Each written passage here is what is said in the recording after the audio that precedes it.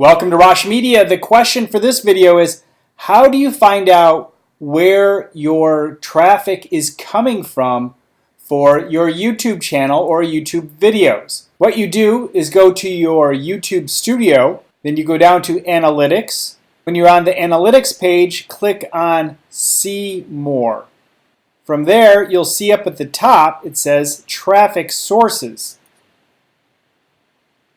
And here you will see where your traffic is coming from based on those traffic sources. If you wish to see the traffic sources from an individual video, go back to Video, click on the video, then click on Traffic Sources. And here you'll see the traffic sources for that video, how many views it's getting, the impressions, as well as the impressions click-through rate.